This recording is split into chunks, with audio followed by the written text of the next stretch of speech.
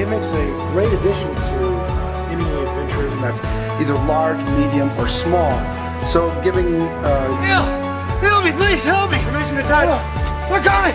They're coming! Hang out for realms in your area. Don't be discouraged if you can't find...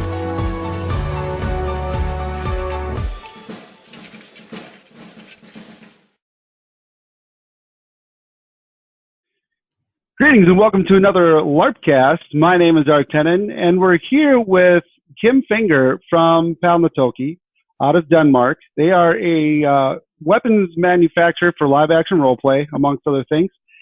And we picked up a couple of their weapons a few weeks back just because we haven't heard of them. We're doing the product reviews on them.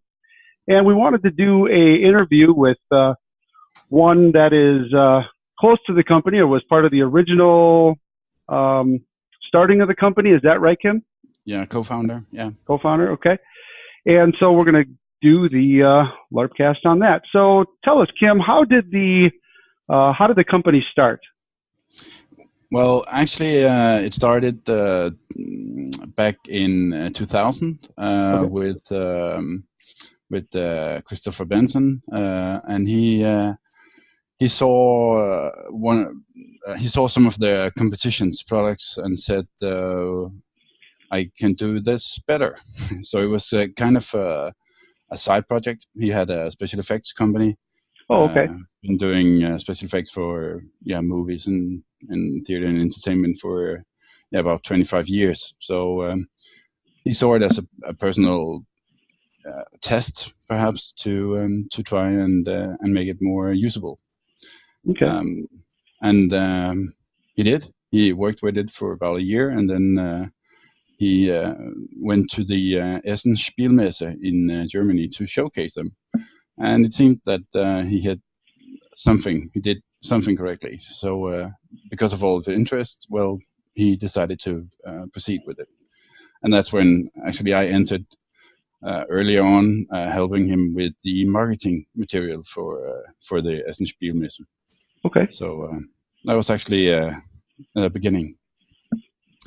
Okay. Well, great. as it turns out, I actually ended up living at the workshop for a couple of years, not just because of a lot of work, but literally living there because we had so much fun and so many things to do with the products.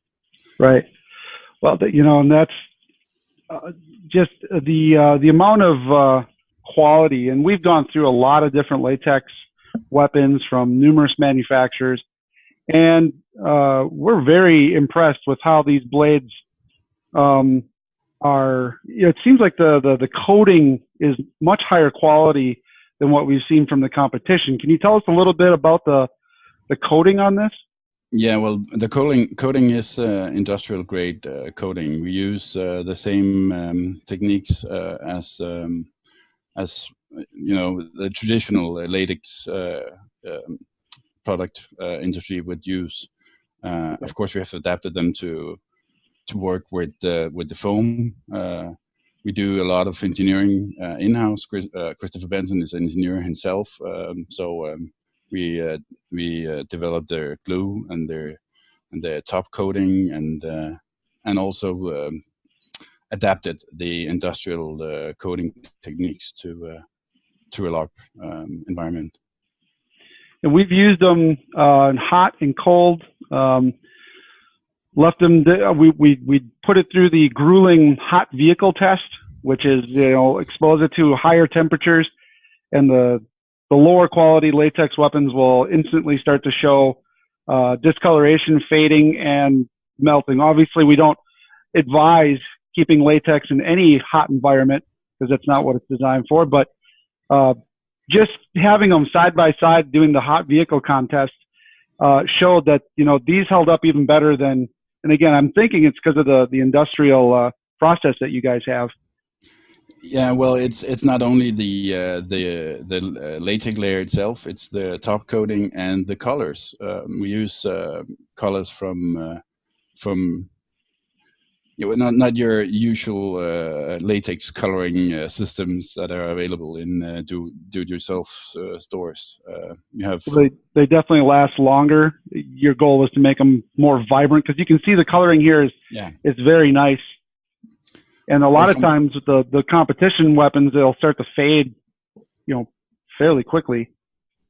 Yeah, well, I can't really comment too much on the how the competition are what they're doing, but our goal has been to always make weapons that last longer and who is usable. So from the beginning, we had the durability and the usability as our main concerns. That was the goal, to actually make products that last. Right. Even though it's a problem because people don't need to buy more than one. Where would you say the company is headed? Are they continually engineering more styles and different things? Yeah, there's some development going on in that area as well. There's always been various developments. If you look at the product, the product you have in your hand today, it's much leaner, much tighter, much nicer than the first products we had, which were in its time also pretty great. We have graduated foam, so it's actually it's softer on the impact side and it's harder by the core. We are in direct cooperation with the glass fiber manufacturers, so it's actually produced specifically for our needs. Have a different flex than usual because we added some components to the mix. So it's always moving in new directions with the developments. But we think we actually we like the product that we have. We like the developments and we are thinking of how to imply them into other areas. Okay. Do you so how many different types of weapons does Palnatoke have now? I didn't see in the United States they're limited as to we don't have their full selection here yet. Yeah, well, we mostly we have swords of different kinds of swords. We have over the time we've made all sorts of weaponry, from 3 meter long pole arms, which are not that great to produce in a safety way, and arrows and all sorts of interesting products. We have scoped down a bit, but are going up again with newer products that will be introduced fairly soon. Have you seen? I just wanted to point out that we really love how these handles are tapered and how they really fit in your hand a lot better, and it's like designed more for somebody's hand as opposed to especially with it's so much more comfortable to hold this for 8 hours at a time. And the age-old question of, do you buy a foam injected or do you use a latex? And the latex ones have a lot of advantages, like weight and softer hitting, and they can still have the quality. But and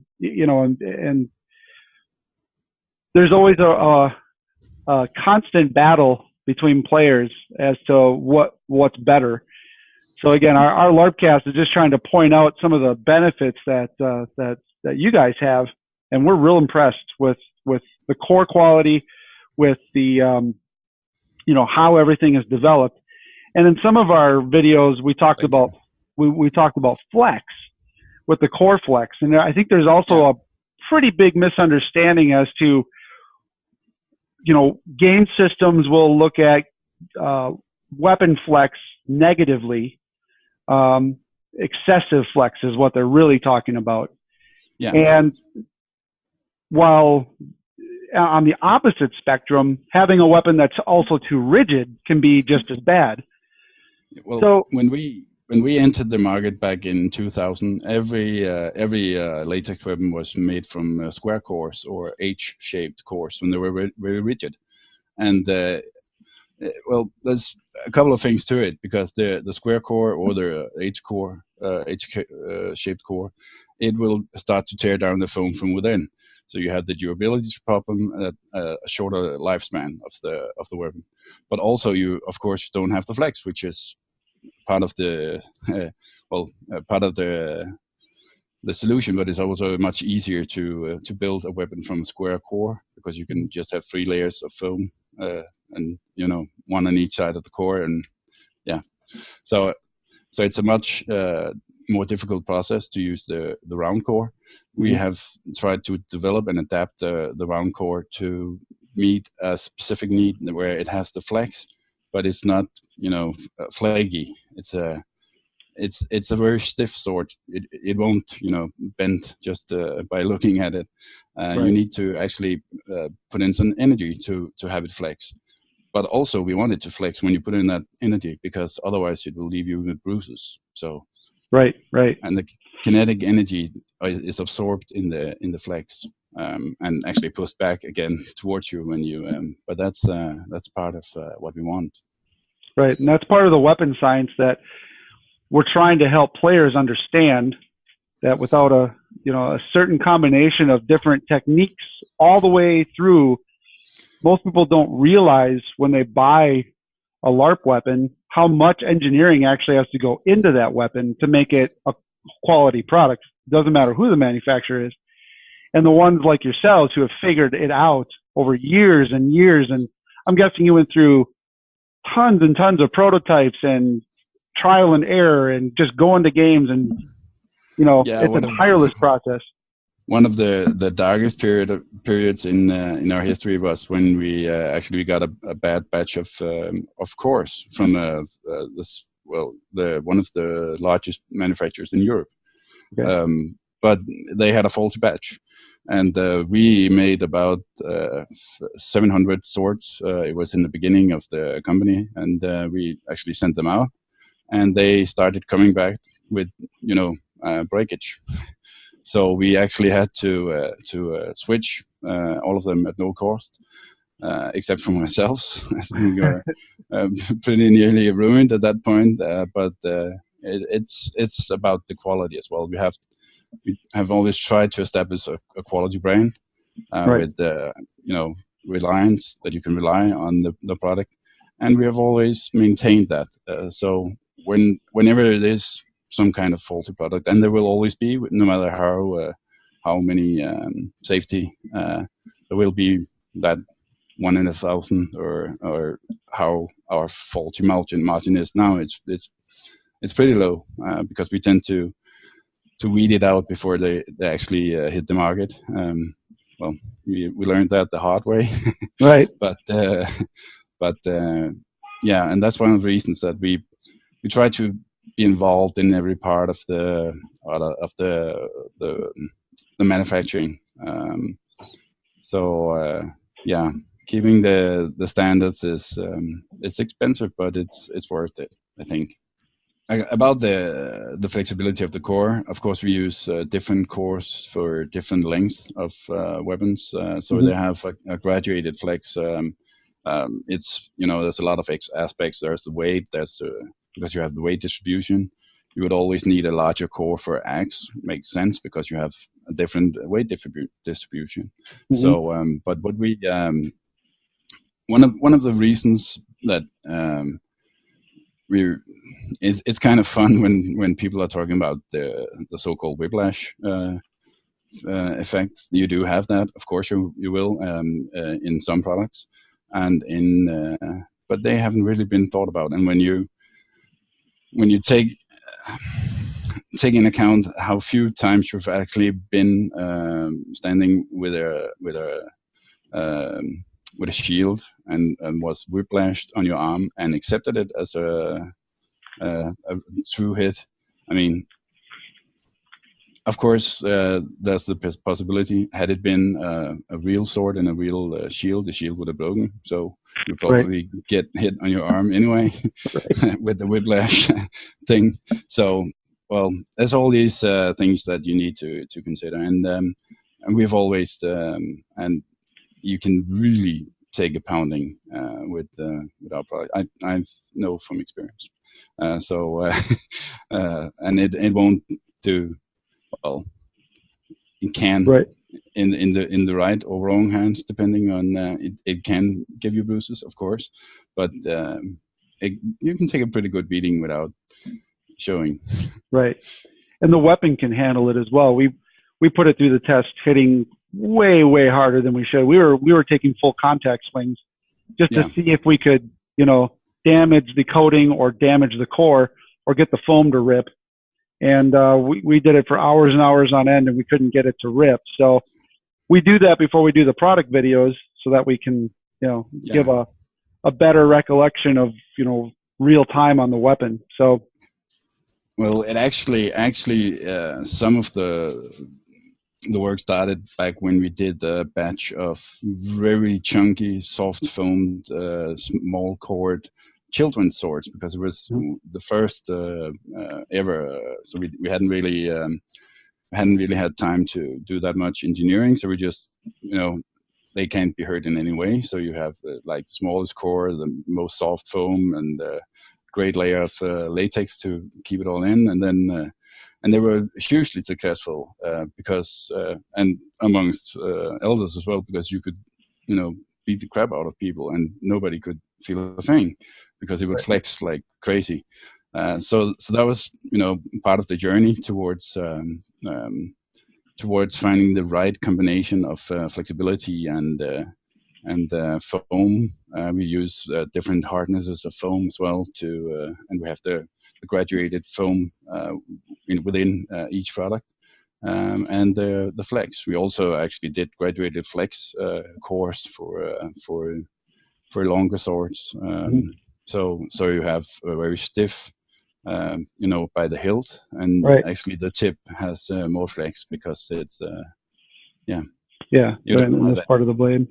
Yeah.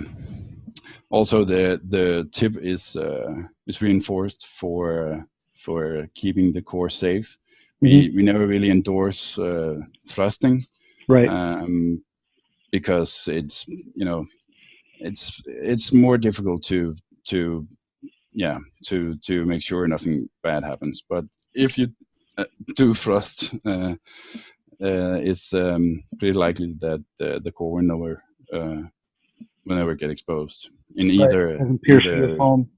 Yeah, because you have a tip reinforcement as well. Right. And that's another thing that folks don't really understand is if you have to build a weapon for thrusting, it's going to look far different. Yeah. Because the theatrical style blade looks as real as we can safely make it look. Yeah. But when you throw thrusting into it, then you have to redesign the whole thing from the core up. And then when you're done with the final product, now you got this tip that can do it, but now it doesn't look good anymore. No. And that's the problem actually, and that's one of the reasons you don't see any thrusting type weapons, because we've been battling with it for years. Actually, almost 15 years now, soon.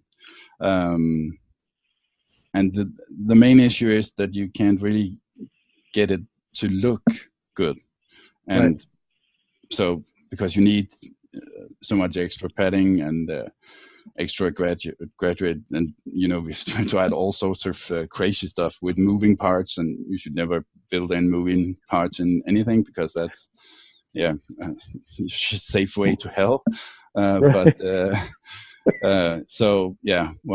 And that's actually the reason we don't have any thrusting type weapons, because we want them to look good as well, and it's difficult, but it's a work in progress. Someday we will have broken the code, and eventually we'll land on Mars as well. So of course we will break the code at some point. Right. Well, we thank you for your time today in this LarpCast. Anybody who has any questions, post it below the video, and we'll try to get Kim and his crew to answer it if it's a valid question we can't answer. But outstanding quality, great company, lots of history. And just before we end, you guys are actively engaged in the LARPing community as well, right? You actually go to games and. Yeah, it's been a while since I've been to a game, but yes, we are, and we have been very much engaged in the Danish community for a long, ever since we started actually. One of the first projects was building an army with some of the guys with the 3 meter long pole weapons that were insanely, again, you have the reason we don't do pole weapons, but we are very much involved in the Danish community in every way possible, and we need to be. Right. Actually, the European, we have been doing a lot of shows in all of Europe to get in new ideas as well, and to meet our competition, both meeting the competition, but also actually meeting them. They're great people. Most of the people in this industry are here for the industry and not for here for the games and the society environment surrounding LARP, and not for a quick buck. So there's a lot of great people out there doing this. We agree. We agree wholeheartedly. So again, thank you much for your time, and we will we'll keep in touch, and we'll keep doing product reviews on your products and do that. Yeah. Keep in the games. So thank you very much. Thank you.